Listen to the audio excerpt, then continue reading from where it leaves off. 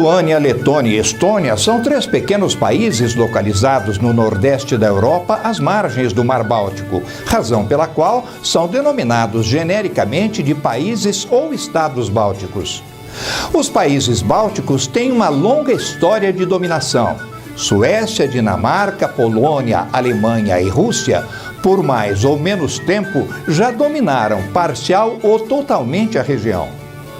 Os países bálticos fizeram parte do Império Russo até 1920, quando, aproveitando a debilidade do regime comunista em implantação, se tornaram independentes. Tal liberdade, entretanto, foi efêmera. Entre 1940 a 1945, foram invadidos e dominados pela Alemanha nazista de Adolf Hitler, e a partir de 1945 voltaram a viver sob o jugo soviético até os anos 90, quando todo o Império Soviético caiu, com a glasnost e a perestroika de Mikhail Gorbachev. As capitais de Lituânia, Letônia e Estônia são, respectivamente, Vilnius, Riga e Tallinn. Quem deixa Vilnius em direção a Riga, ainda em solo lituano, nas imediações da cidade de Šiauliai, depara-se com um centro de peregrinação católico único no mundo. A Colina das Cruzes, uma pequena elevação do solo, onde se calcula estarem fincadas por volta de 100.000 cruzes.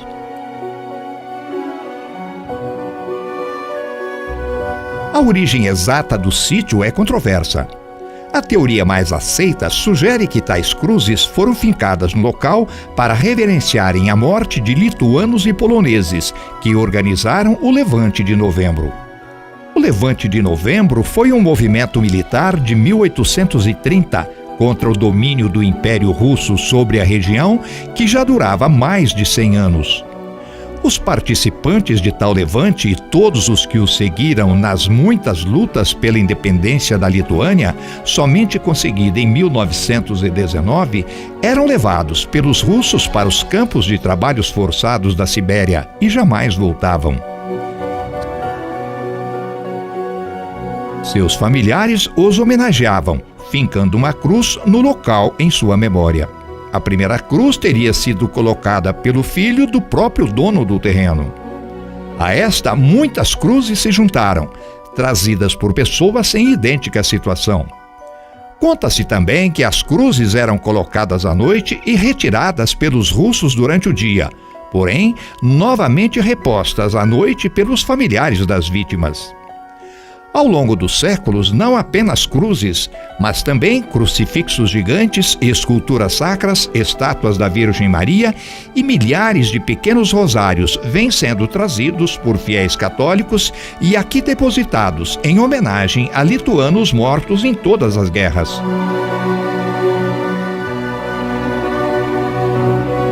Um giro pelas ruelas que cortam o memorial dá uma ideia da imensa quantidade de cruzes colocadas no local.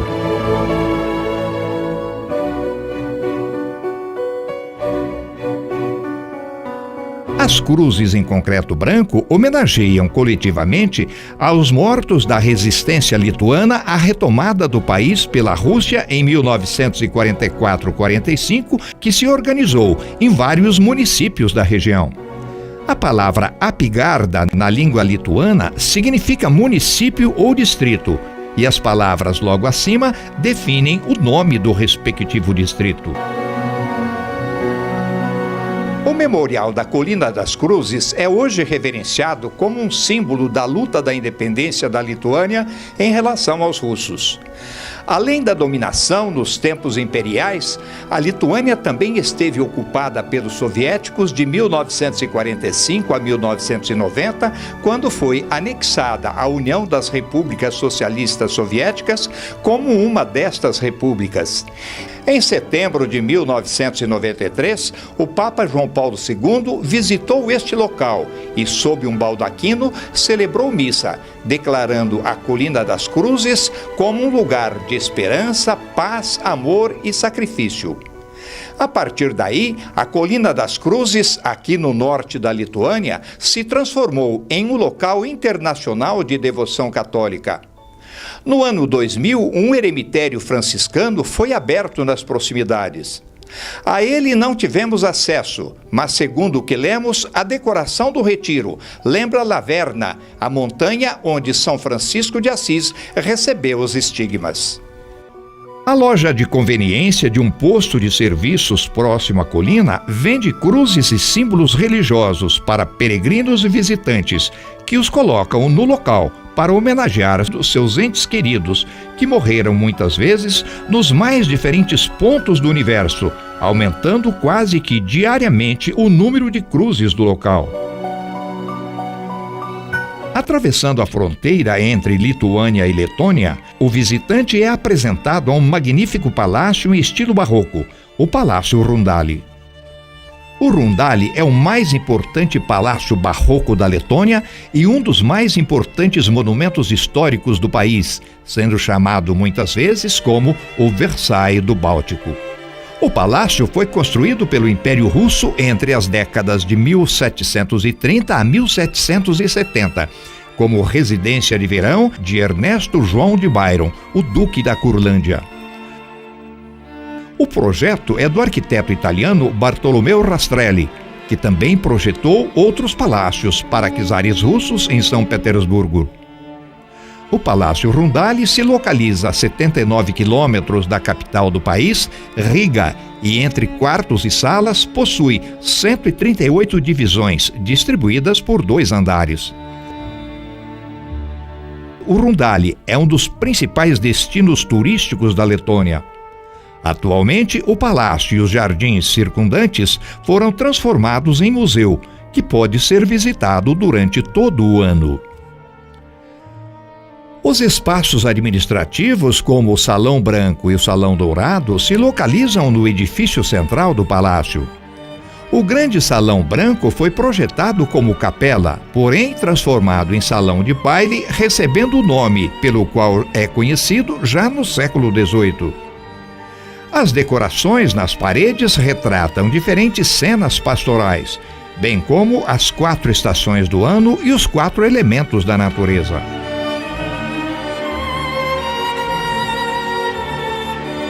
O Salão Dourado era destinado ao trono do duque. As decorações de estuque douradas foram feitas por Johann Michael Greff para criar uma atmosfera glamurosa, indispensável para uma sala de audiências. Como complemento do Salão Dourado, 2 salas relativamente simples eram destinadas a manter as coleções de porcelana chinesa, muito comuns nos palácios russos da época. Os apartamentos de estado do Duque também estão localizados no prédio central do palácio, seguindo a uma tradição do Palácio de Versailles, e compreendem 10 quartos com vistas para o sul. As lareiras foram feitas por um oleiro de Gdańsk e datam de 1740. Ao lado, a sala de banhos do Duque. O quarto é dedicado a um tema da deusa da primavera, Flora, que é retratado na pintura do teto. Este tema é desenvolvido nas paredes coloridas, onde guirlandas de flores enfeitam os painéis de estuque de mármore. Este é chamado de Salão de Beleza Holandês, onde foi dada muita ênfase às pinturas. No século XVIII, houve uma grande exposição de obras de mestres holandeses, inclusive de Rembrandt, de onde vem o nome do salão. Esta é chamada de Sala com Retratos e exibe retratos de governantes relacionados com a história da Curlândia. Todos os móveis do aposento são originais.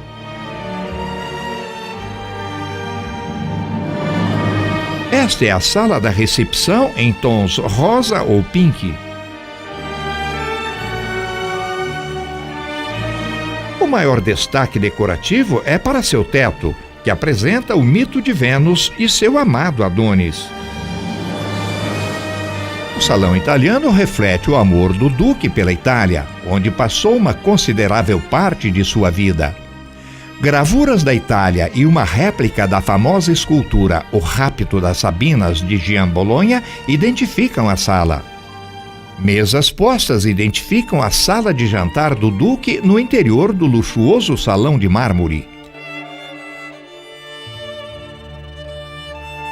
E aqui a sala de bilhar na extremidade oeste dos apartamentos de estado do duque.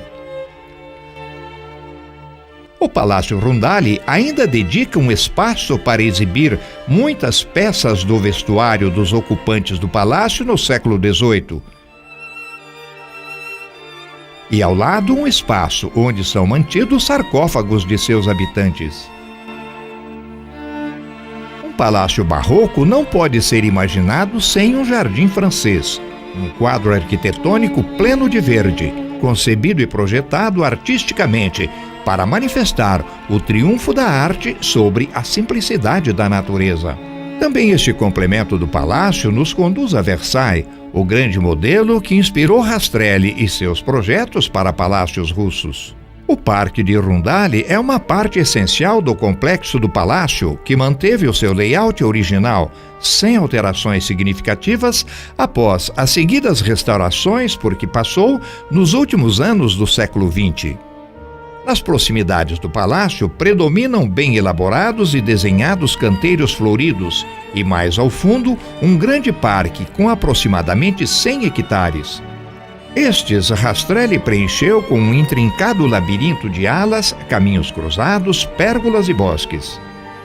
As seguidas reformas e restaurações procuraram manter a linha e o projeto original do grande mestre. A alteração mais sensível por que passou o conjunto foi a desativação de 2 das 3 fontes que, entretanto, nunca funcionaram até o século XVIII, quando foram removidas. Quando Bartolomeu Rastrelli aqui chegou para a construção deste palácio em 1735, encontrou enormes dificuldades. A região não dispunha de estradas, não havia artesãos e nem materiais de construção na zona. Por esse motivo, construiu 12 fornos para a produção de tijolos. Também entrou em acordo com os proprietários de terras das vizinhanças para o fornecimento de madeira como material de construção e para alimentar os fornos. A maior parte dos artesãos veio da Rússia e no final daquele ano já trabalhavam mais de 1000 homens em Rundales. A construção seguia célere, sendo o telhado colocado em 1937. Entretanto, graves acontecimentos políticos no Império Russo, inclusive a condenação à morte de Ernest von Byron, iria interromper a construção por vários anos. Von Byron, entretanto, não foi executado, tendo sido reabilitado em 1762 como proprietário do palácio por Catarina II, e sua construção foi retomada 3 anos depois. 3 anos depois, o palácio estava em condições suficientes para que aqui fosse comemorado o 5º aniversário de coroação da czarina Catarina II, o que mostra a importância deste castelo para a história do Império Russo. A capital da Letônia é Riga, a maior cidade dos países bálticos.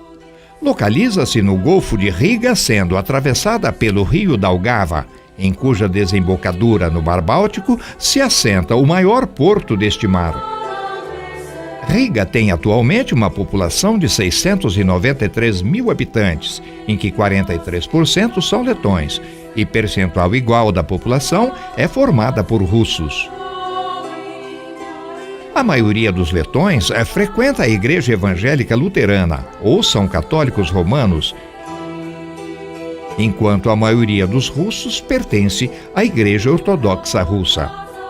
Após a independência da Letônia em 1991, todos os não-letões cujas famílias chegaram ao país após a anexação de 1940 perderam a sua cidadania. Como resultado, um grande número saiu do país, resultando em declínio populacional. Estima-se que a população de Riga cairá para metade da atual, por volta do ano 2050. Riga foi fundada há 8 séculos atrás, no ano de 1201, pelo bispo Alberto, que aí se estabeleceu, construindo um castelo nas margens do rio Riga, um afluente do Daugava, que teria dado seu nome à cidade. Assim, Riga se transformou em importante rota comercial entre as tribos letãs e a Rússia. Entretanto, seu real desenvolvimento se iniciou ao se tornar membro da Liga Hanseática em 1282. A Liga Hanseática era uma união ou associação mercantil de cidades, formada para fins de exercer um protecionismo econômico entre si e reunia cidades do norte da Alemanha e cidades bálticas. Pode-se dizer que a cidade de Riga tem 3 centros em que predominam estilos arquitetônicos diversos. Na margem esquerda do rio Daugava, vai se erguendo uma cidade nova, com edifícios modernos de arquitetura arrojada, como o que alberga a Biblioteca Nacional, inaugurada em 2014. Muitos hotéis, várias torres de aço e vidro, e a torre da Rádio e TV Estatal da Letônia. Com 385 metros de altura, é a maior estrutura dos países bálticos e da União Europeia, erguida entre 1979 a 1989, inspirada na Torre Eiffel de Paris. Um segundo estilo arquitetônico marcante em Riga é o Art Nouveau, encontrado em um bairro moderno e luxuoso, onde se instalou a maior parte das embaixadas de países que mantêm relações diplomáticas com a Letônia. O Art Nouveau é um estilo internacional inovador em arquitetura e em artes decorativas que surgiu no final do século XIX e que predominou nas construções europeias até a Primeira Guerra Mundial. Os edifícios apresentam linhas curvas, delicadas, irregulares e assimétricas. Mosaicos e mistura de materiais caracterizam muitas de suas obras arquitetônicas. Na decoração e na arquitetura é possível encontrar um grande número de objetos representantes de tal tendência. Tanto na parte externa como interna das construções, observa-se a existência de labaredas, flores, folhagens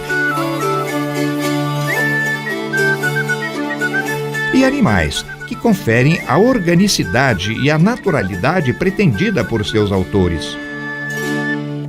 Portanto, o Art Nouveau preocupa-se com a originalidade da forma.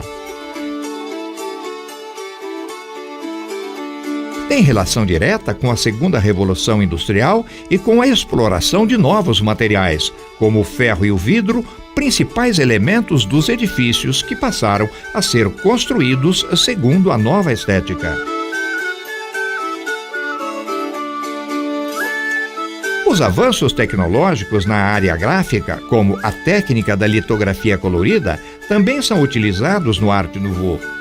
Alguns edifícios que seguem o estilo Art Nouveau em Riga, muito se preocupam com a forma do homem, expondo lindas estátuas humanas que lembram as cariátides dos templos gregos.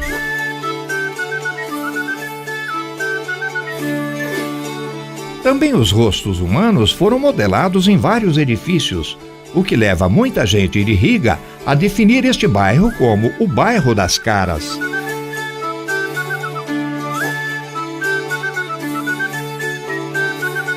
A origem do Art Nouveau parece estar na Inglaterra, no ambiente do artes e ofícios, um estilo com premissas muito parecidas, surgido entre 1870 e 1880. Entretanto, seus enfeites eram grotescos e os preços muito menores por causa da baixa qualidade artística.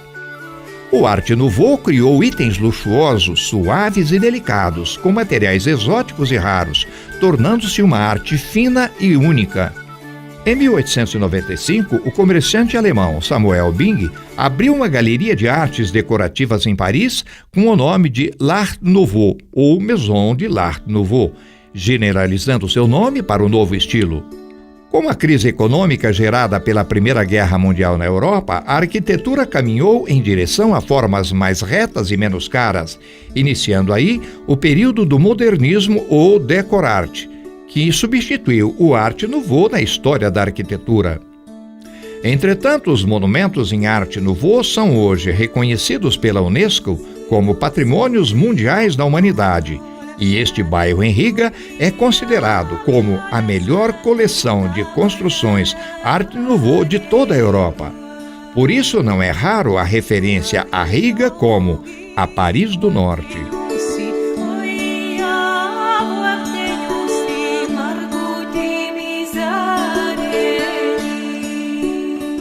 Antes de se atingir o centro antigo de Riga, a cidade brinda o visitante com uma grande área verde, cuidada e ajardinada com esmero pelos letões.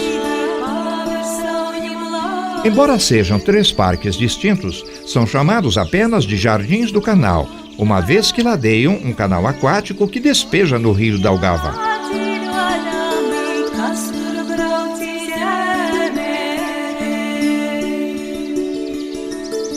Tais parques foram cultivados em meados do século XIX no local em que se erguiam muralhas defensivas de Riga, que se tornaram obsoletas com o surgimento da artilharia.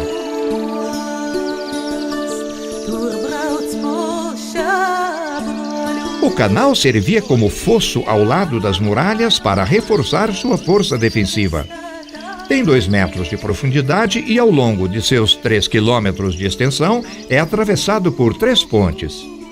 Em uma dessas pontes, à semelhança de pontes que atravessam o Sena e o rio Moscou, os jovens casais de enamorados de Riga prendem um cadeado e jogam a chave no canal, como juramento de compromisso e amor eterno.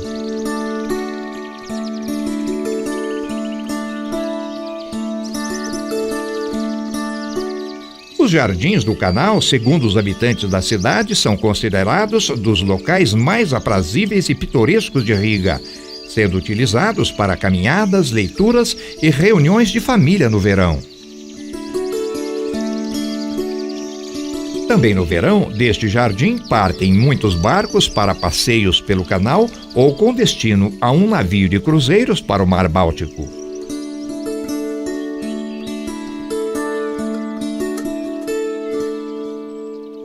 A área verde se inicia na Praça da Liberdade e tem do lado oposto ao jardim a Casa da Ópera Nacional da Letônia, construída em 1863. É um edifício em estilo clássico cujo frontão é sustentado por 6 colunas em estilo jônico.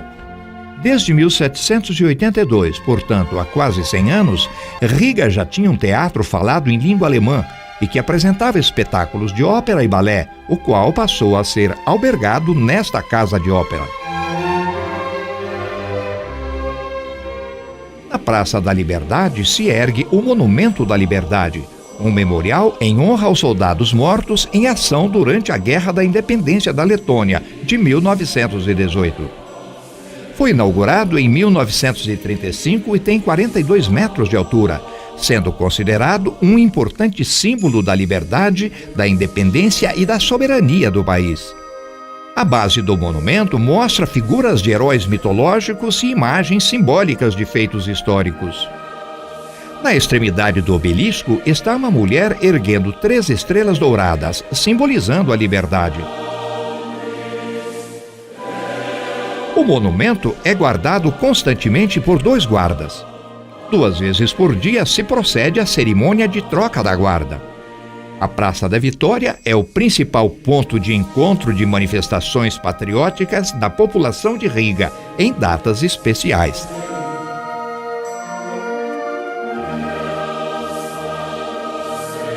Entretanto, a parte mais bela, histórica e charmosa de Riga é a cidade antiga, aqui chamada de Vekrita ou Vekrita. Suas ruas são repletas de cenas que sugerem muitas e pitorescas lendas vindas de um passado distante.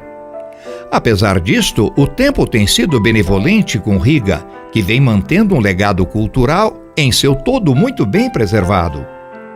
A cara de Riga fica indelevelmente marcada pelo labirinto de becos e ruelas entrelaçadas, ladeadas por velhas igrejas e monastérios, pelos seus acolhedores cafés, pequenos restaurantes que, para o conforto de seus clientes, os envolvem em cobertores nas suas sempre noites frias, independentemente das estações. A cidade antiga é um recanto perfeito para se conhecer a pé, andando sem rumo. Caminhar pelos estreitos caminhos da Riga antiga é marcar um reencontro com um passado de quase um milênio, quando as elevadas cúpulas das igrejas ainda eram utilizadas como depósito de mercadorias comercializadas por suas guildas. As casinhas coloridas são um deleite para os olhos e suas ruelas são conectadas por diversas praças. É quase inacreditável saber que Riga tenha passado por guerras e invasões diversas e que, mesmo assim, tenha conservado o charme de construções dos séculos XIII, XIV e XV. Um ótimo ponto de partida para se conhecer a Riga antiga é esta torre, que representa o último vestígio da sua muralha defensiva, erguida entre 1206 e 1207. Tal muralha tinha 28 torres de observação e proteção como esta, chamada de Torre da Areia, pois era o principal ponto de observação dos que tentavam adentrar a cidade pela estrada vinda do continente. Em tal torre se mantinha um grande paiol de pólvora que foi explodido em 1621 por tropas suecas fiéis ao seu rei Gustavo Adolfo II. Foi reconstruída ainda no século XVII e passou a ser chamada de Torre da Pólvora. Dos 8 portões de entrada para o interior da cidade, apenas se manteve o velho portão sueco, construído em 1698 para celebrar a ocupação escandinava da cidade, sendo esta a única estrutura da cidade de Riga a lembrar a ocupação da Suécia em 1621. Por este portão passavam os militares do exército sueco para adentrar em seu quartel-general, instalado no edifício amarelo. Impossível deixar de parar para curtir a sonoridade de uma espécie de harpa, aqui chamada de cantele, manuseada por uma linda jovem letã.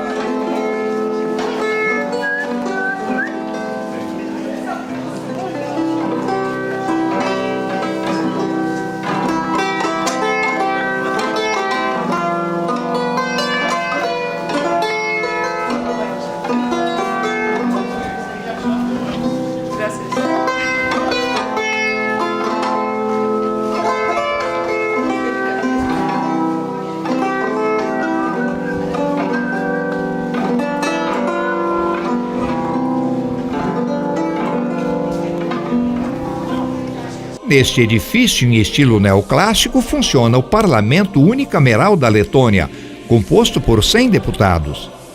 É chamado de Saeima ou Dieta, e os deputados são eleitos por método proporcional de lista aberta. As eleições ocorrem a cada 4 anos e se exige que o partido tenha no mínimo 5% dos votos para participar do parlamento. A Catedral Católica de Riga é dedicada a St. James e foi construída em 1225. Entretanto, entre 1522 e 1523, aderindo à Reforma Protestante, se transformou na segunda igreja de língua alemã em Riga e na primeira igreja luterana do país. Também foi utilizada como depósito de alimentos para as tropas de Napoleão quando este invadiu a Rússia em 1812. Seu altar original barroco foi substituído pelo atual em 1901 e a igreja somente foi devolvida à comunidade católica da cidade em 1823.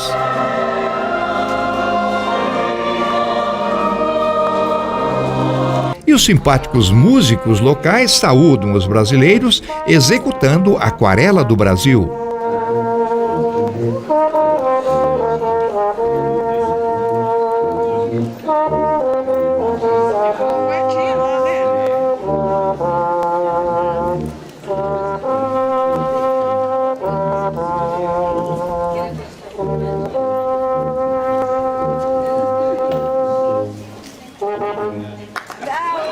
São muitas as atrações encontradas no centro da cidade antiga de Riga, a se iniciar pelos Três Irmãos, um conjunto de 3 edifícios residenciais considerados os mais antigos da cidade. A construção branca é a mais antiga do século XV e a central amarela foi erguida em 1646. Os Três Irmãos hoje abrigam o Museu de Arquitetura da Letônia.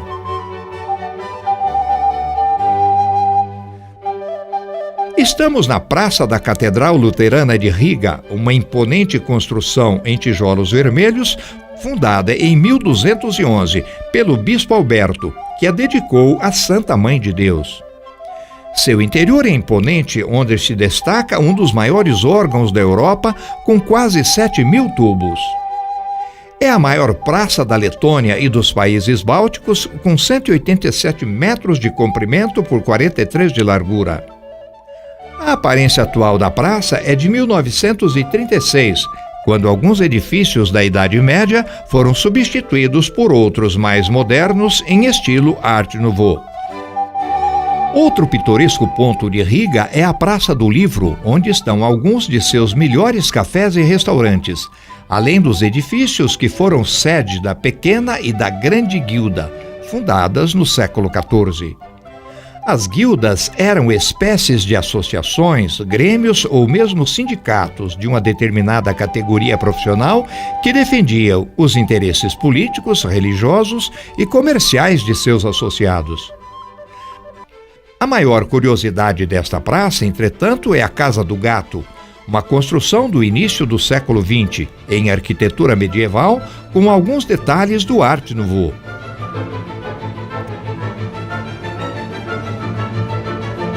É conhecido por trazer em seu teto duas esculturas de um gato, com costas arqueadas e caudas levantadas. Diz a história ou lenda que o dono da casa, um rico comerciante da cidade, não fora aceito como membro da Grande Guilda. Como vingança, posicionou as estátuas dos gatos com o rabo virado para a casa da Grande Guilda, que fica nas proximidades, expressando assim seu rancor contra seus membros. Mais tarde, teria manifestado o desejo de enfrentar a associação e por isso teria virado os gatos com a cabeça em direção ao edifício da Grande Guilda.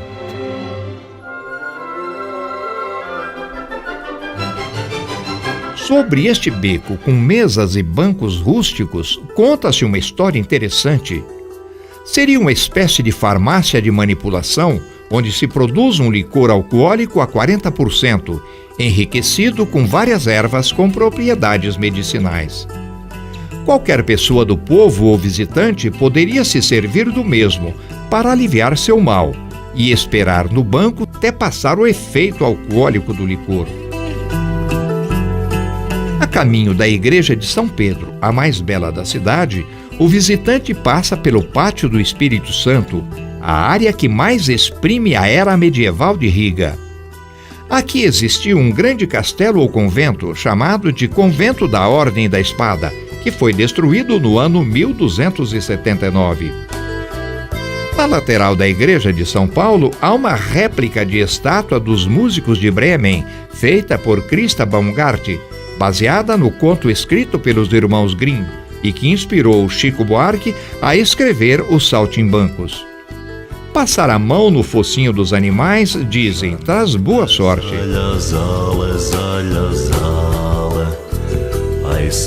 A Igreja Luterana de São Pedro, na praça do mesmo nome, é a que apresenta a mais alta torre da cidade, com 136 metros, no mais puro estilo barroco. Construída totalmente em pedras, tijolos e travertino, passou por vários incêndios através de 8 séculos sem sofrer maiores danos. Sua construção se iniciou em 1209 como a Igreja dos Comerciantes. Passou por reformas nos séculos XIV e XV e sua aparência atual é do século XVII.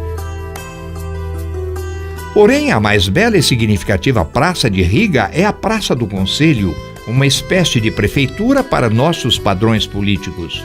A Praça do Conselho é um local de encontro público desde os fins do século XIII, onde se praticava o mercado livre. Aqui ainda é o centro das coisas, o local em que tudo acontece em Riga. Completamente destruída na Segunda Guerra Mundial, foi restaurada com um imenso preciosismo de detalhes pelos letões, recuperando toda a aura e esplendor do século XIV. O conjunto arquitetônico da praça não poderia ser mais precioso e apresenta variados estilos. Um dos mais imponentes é o próprio estilo da administração pública, com aparência original de 1783. Uma placa octogonal em um canto da praça identifica o local em que teria sido armada a primeira árvore de Natal do mundo em 1510. Entretanto, tal primazia é disputada por outras cidades do mundo, principalmente da Alemanha. Ao lado da prefeitura, no imenso edifício marrom, funciona a Universidade de Tecnologia da Letônia. Porém, as mais belas construções da Praça do Conselho e de toda a cidade antiga recebem o nome de Casas das Cabeças Negras, uma antiga guilda ou confraria de comerciantes alemães. São vivamente coloridas e decoradas com esmero, destacando-se um rico estatuário que lembra fatos e personagens da história do país e também da mitologia grega. O nome Cabeças Negras homenageia o santo padroeiro da sociedade, São Maurício, o primeiro santo cristão negro. A construção original é de 1344, porém foram destruídas pelos bombardeios da Segunda Grande Guerra e reerguidas a seguir para celebrar os 800 anos de fundação de Riga, completados em 2001. Raras vezes em nossas viagens em torno do mundo, uma cidade de porte médio nos impressionou tanto. Pelo seu patrimônio artístico, pela beleza de seu povo, pela riqueza de sua história e pela preservação de seu acervo arquitetônico. Porém, Riga também tem a sua modernidade, que talvez possa ser simbolizada pelo maior mercado e bazar de toda a Europa, aqui à minha direita. São 5 pavilhões construídos na década de 1920, reutilizando os velhos hangares para Zeppelin. São 72.300 metros quadrados na margem direita do Rio da Algava, que expõe e comercializa a maior variedade de frutas da região e de toda a Europa. Riqueza de cogumelos, embutidos da velha tradição alemã, laticínios e, sobretudo, uma imensa variedade de peixes de águas frias que chegam a impressionar pelo tamanho. Riga nos deixou saudades. Prazer imenso em tê-la conhecido.